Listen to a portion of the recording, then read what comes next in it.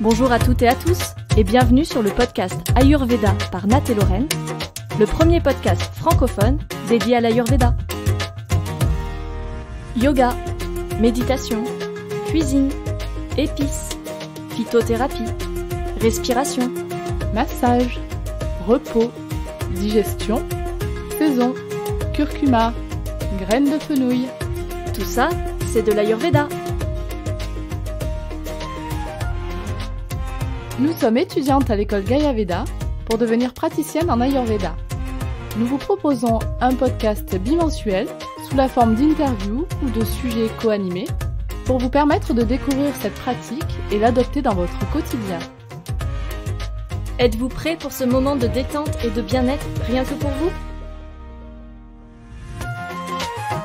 Dans cet épisode 2, on va parler des doshas. Alors vous avez peut-être déjà entendu ce mot parce que c'est une notion fondamentale en Ayurveda. Dosha peut se traduire par force primaire vitale ou encore par humeur biologique ou énergie. Les trois doshas, Vata, Pitta et Kapha, sont la combinaison des 5 éléments qui sont présents partout dans l'univers. L'éther, que l'on appelle aussi espace, l'air, le feu, l'eau et la terre.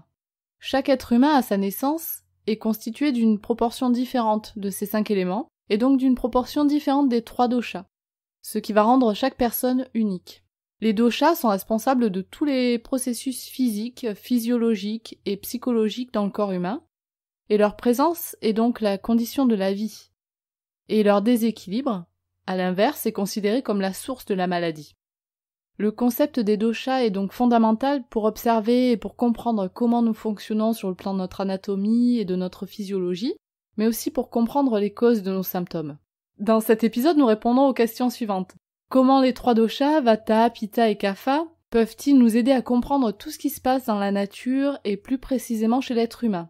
Alors nous vous donnerons des pistes pour savoir quel est votre dosha dominant, ou pour savoir si vous avez un déséquilibre d'un dosha. Et ensuite, comment l'équilibre des doshas peut-il nous aider à nous maintenir en bonne santé, et ainsi à prévenir la maladie ? Nous parlerons de ce qui vous permettra de trouver l'équilibre et de vivre en harmonie avec votre constitution doshique.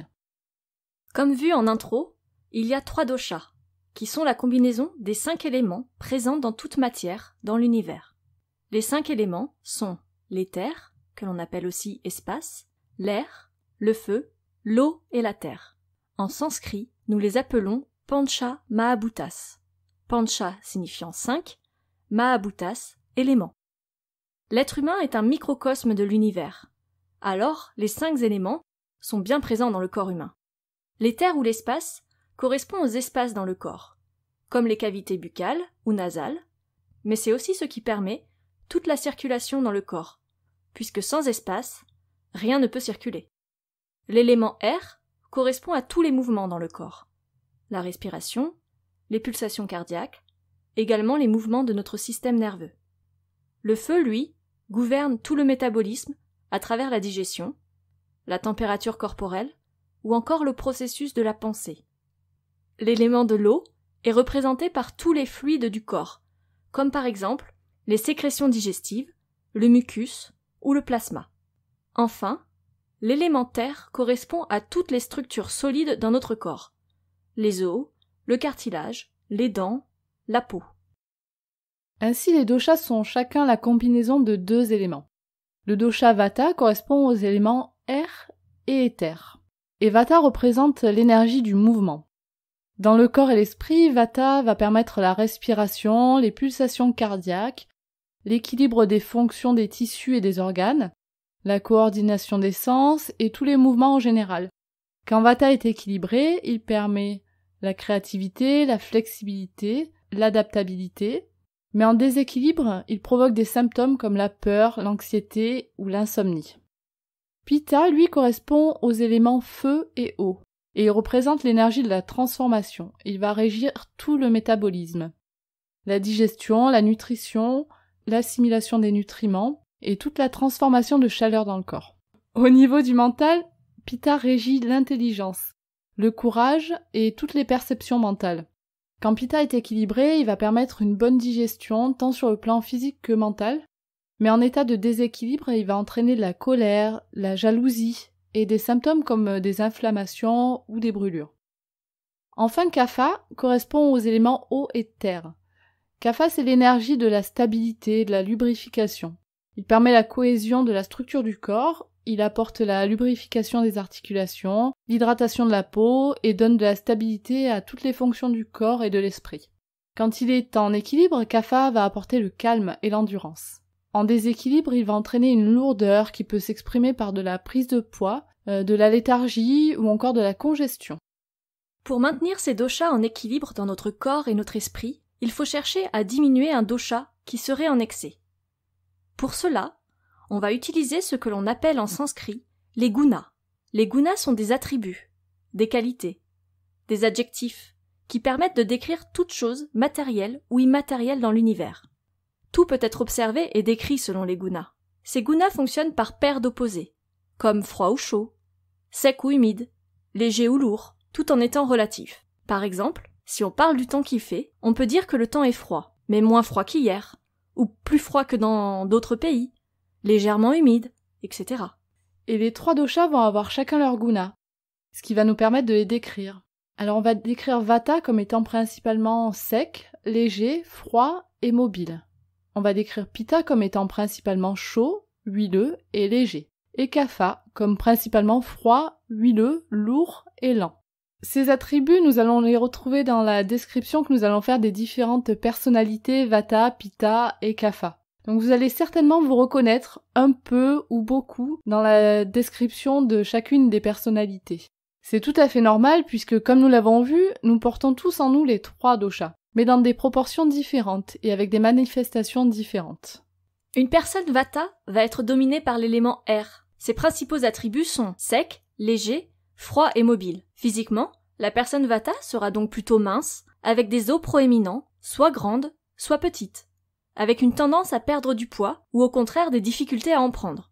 Physiquement, la personne Vata aura les attributs de léger et sec, donc sa peau sera fine et sèche, ses cheveux secs, et elle aura des articulations craquantes.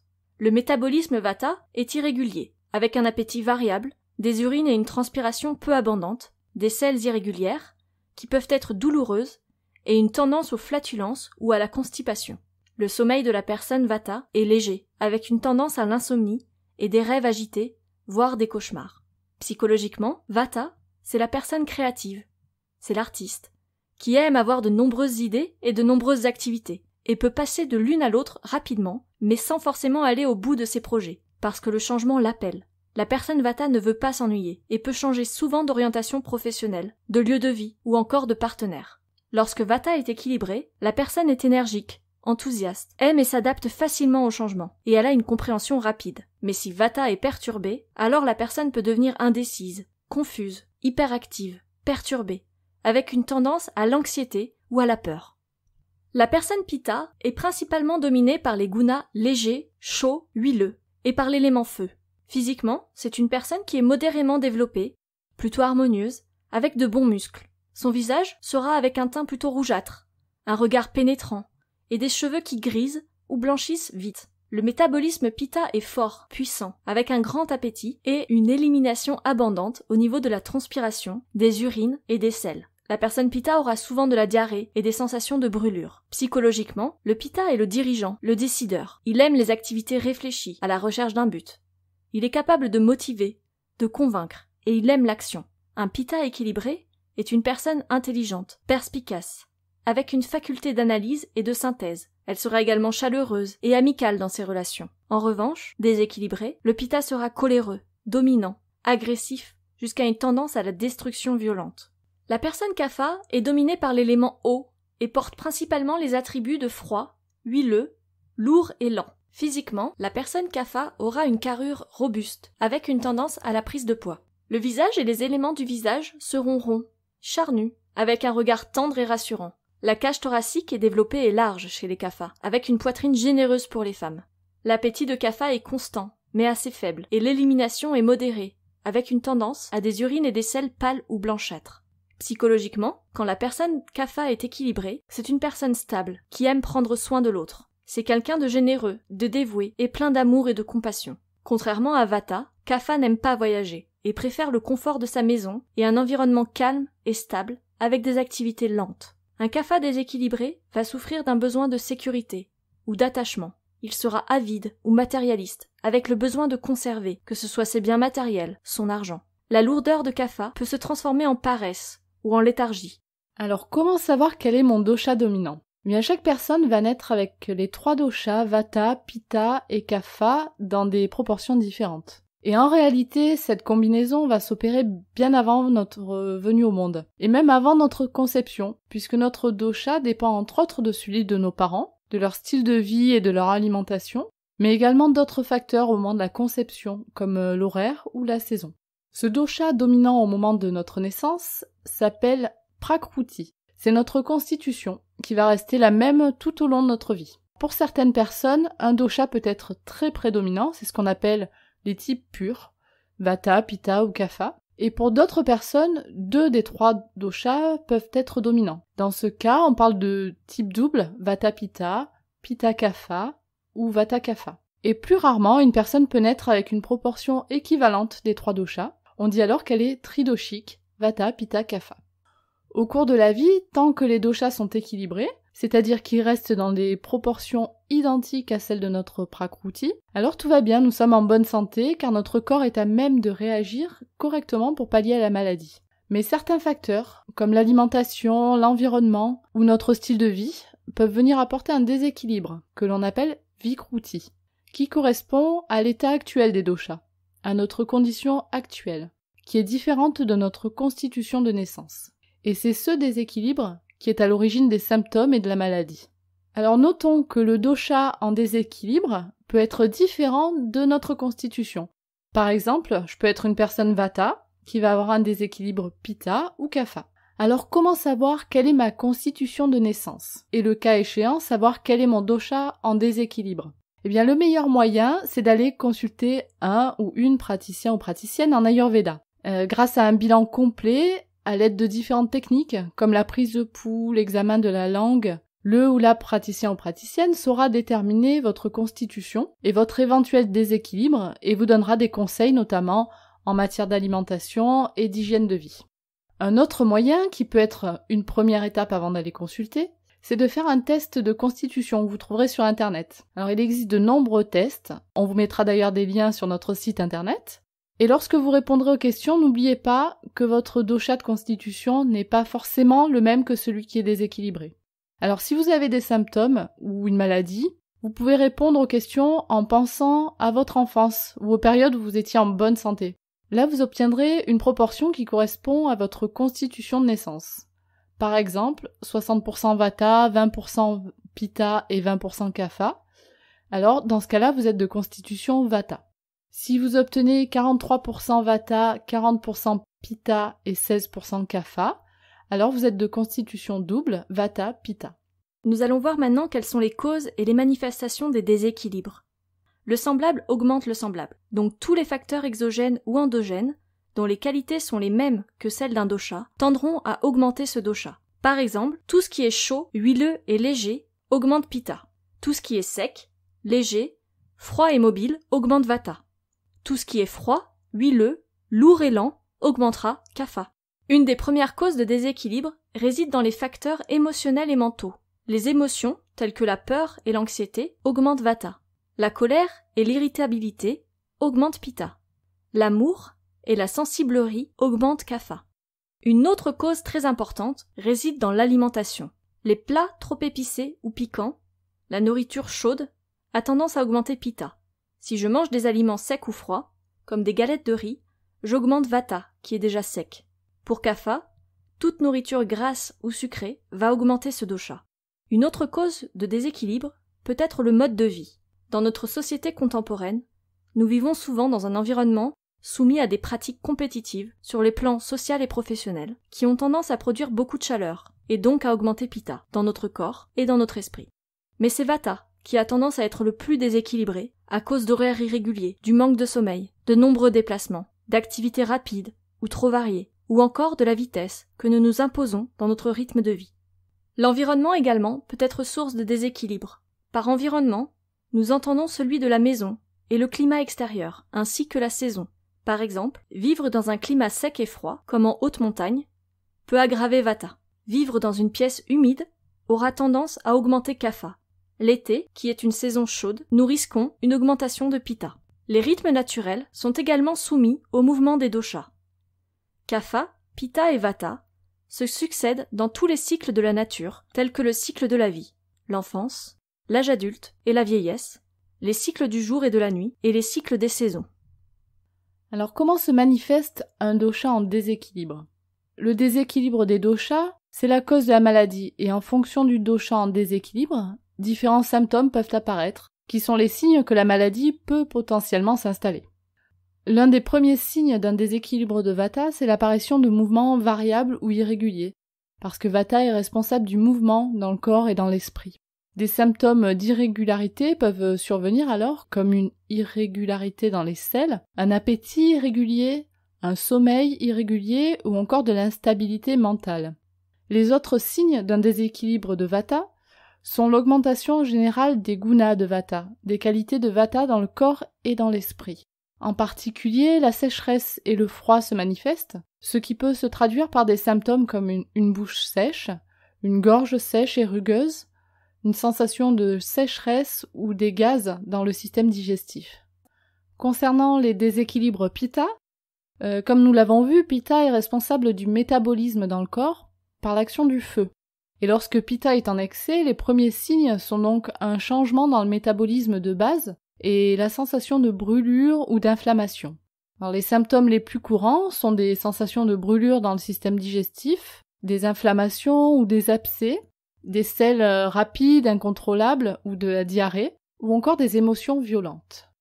Et enfin, lorsque Kapha est en excès, les premiers signes sont de la lourdeur, de la lenteur ou de la stagnation, qui peuvent se manifester par une prise de poids, du mucus au niveau de la gorge, du nez ou du système digestif, des œdèmes, ou encore de la léthargie ou du manque de désir.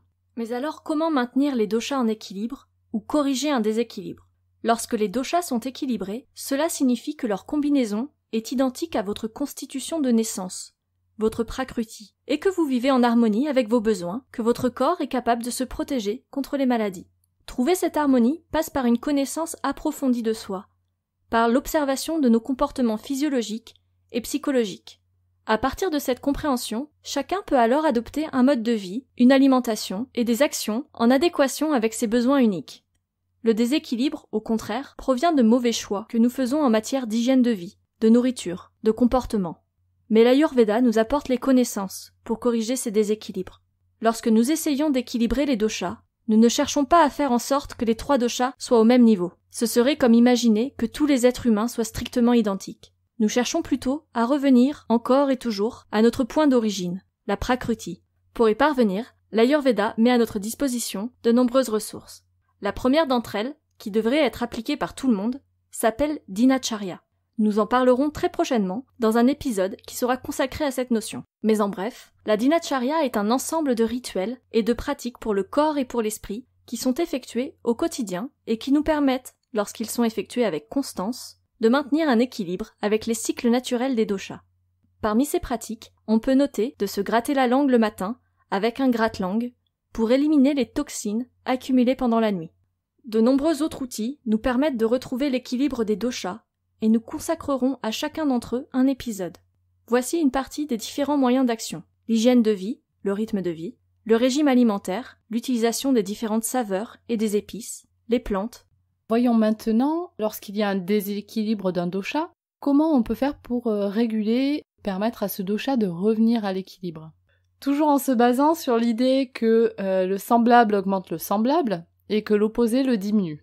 Ainsi, lorsqu'un dosha se trouve en excès, nous allons utiliser les gunas opposés à ce dosha pour le diminuer. Pour rappel, les gunas sont les attributs que nous avons vus précédemment. Alors, comment diminuer le dosha Vata? Vata, c'est le dosha de l'air qui est mobile, irrégulier, et donc nous allons utiliser l'attribut opposé pour le réduire, et introduire de la régularité dans le mode de vie de la personne. Des horaires réguliers de lever et de coucher et de repas, des activités qui favorisent l'ancrage, comme certaines postures de yoga ou la méditation, et du pranayama, c'est une technique de respiration calme et profonde.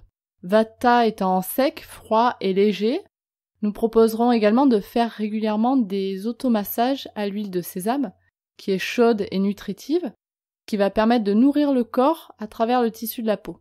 Pour l'alimentation, préférez une nourriture nutritive et fortifiante, en privilégiant les saveurs salées, acides et douces, et intégrer des épices comme le fenouil, la cardamome, le gingembre, pour réguler la digestion, et prendre des repas chauds et des boissons chaudes. Pour Pitta, dosha du feu, qui est chaud, huileux et léger, nous utiliserons des thérapies rafraîchissantes et apaisantes, en prenant soin d'éviter tout ce qui génère du feu. Les aliments épicés ou piquants sont à proscrire. On va plutôt vers des saveurs sucrées, amères et astringentes.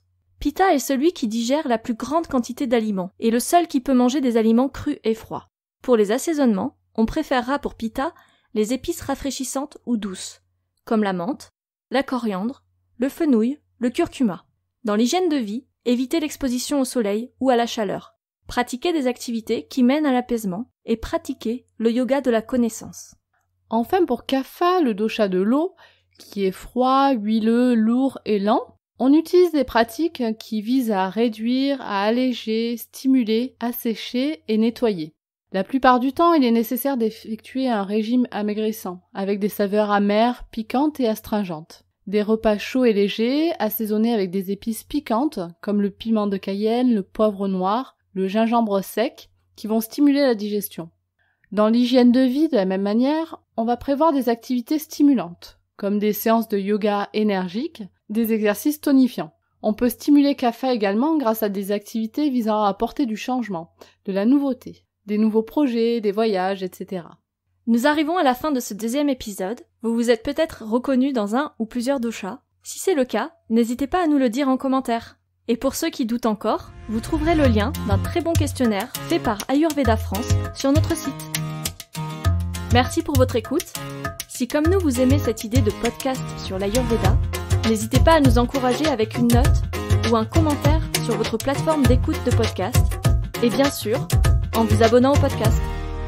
Vous pouvez nous retrouver sur notre site internet www.podcast-ayurveda.com ou sur notre page Facebook Podcast Ayurveda par Nat et Lorraine.